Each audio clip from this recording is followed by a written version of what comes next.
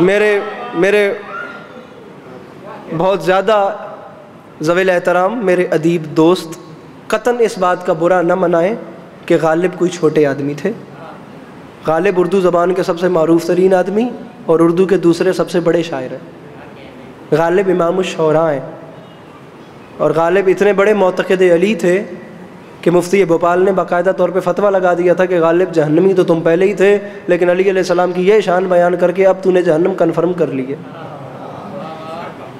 کل کے لیے کراج نہ خست شراب میں، یہ سوء ظن ہے ساقی یہ کوثر کے باب میں. غالب ندیم دوست سے آتی ہے بوئے دوست، مشغول حق ہوں بندگی بو تراب. سامعین گرامی، جسے نہیں یقین وہ لگوائے ویزا، کٹوائے ٹکٹ اور جائے علی گڑھ یونیورسٹی میں.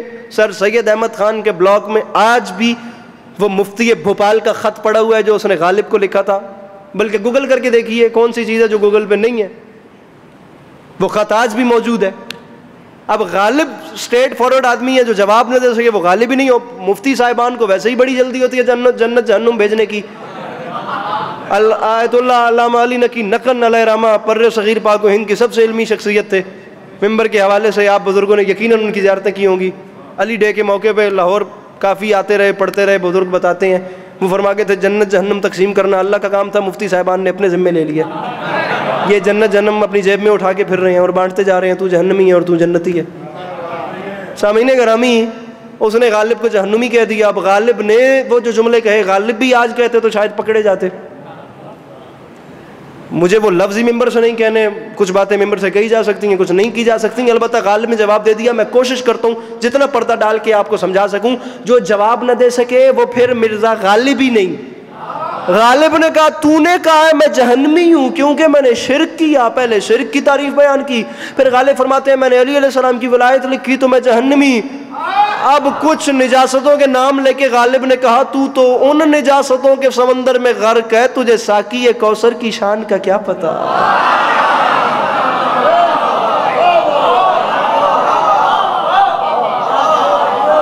اب غالب کا شعر سنیے.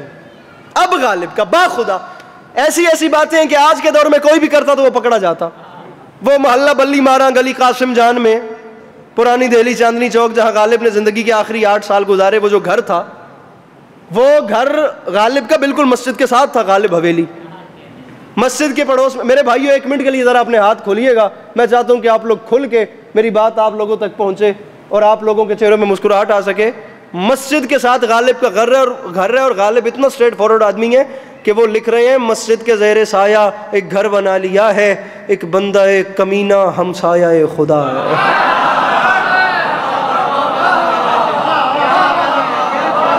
پچھلے سامعین بیٹھے ہیں، یہ چلے گئے ہیں سامعین. بہت شکریہ حضوری، ہاتھ سلامت رہے. ایک بندہ ایک کمینہ ہمسایہ خدا ہے.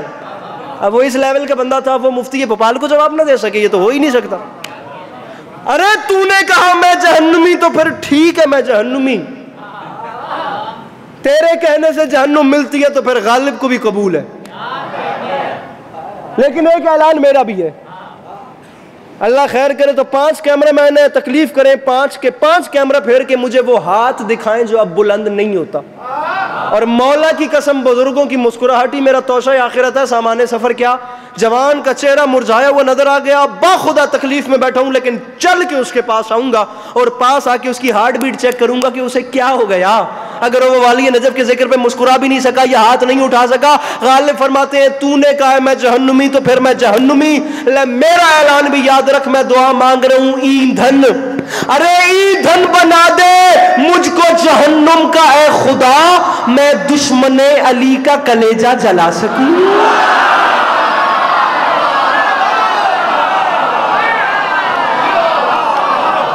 میرے مولا آپ کو سلامت رہے، سلامت رہے آپ کو. ٹھیک ہے حضور، گزارش سمجھ میں آ رہی ہے کہ نہیں؟ ایندھن بنا دے مجھ کو جہنم کا اے خدا، میں دشمن علی کا